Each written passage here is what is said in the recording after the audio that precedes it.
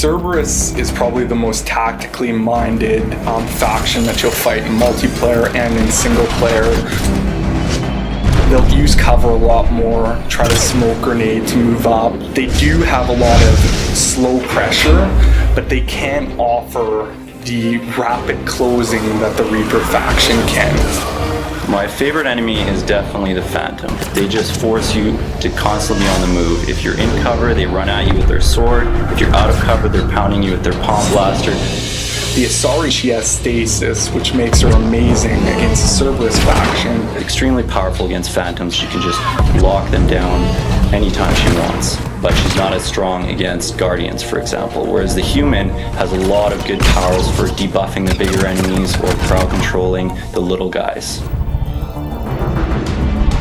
When you're fighting Geth, you have the troopers that are trying to close with you to put punishment down, but you also have pyros and Geth hunters covertly moving in on your location.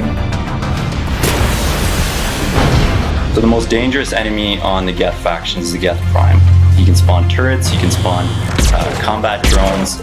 Anyone with sabotage will have a great advantage against the Geth faction because they can actually hack Geth platforms and get them to fight each other. My favorite unit in the Geth faction is a Geth Pyro. You can take him from range by shooting his tank and having it explode and take out a bunch of units around him. So spatial awareness is extremely important when fighting the Geth.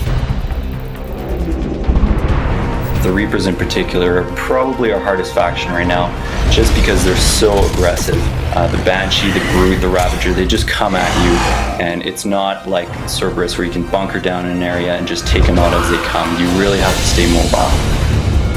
As a designer, I love to see enemies that are big, vicious, that get in your face and cause all kinds of problems. The most dangerous one is by far the Banshee.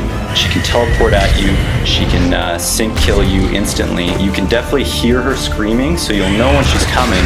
You just have to stay in constant communication. And no one should ever stay close to a Banshee. Even the Vanguards, you do not want to charge the Banshee. So you're going to have a lot of different challenges fighting the different factions in multiplayer and single player. So good luck.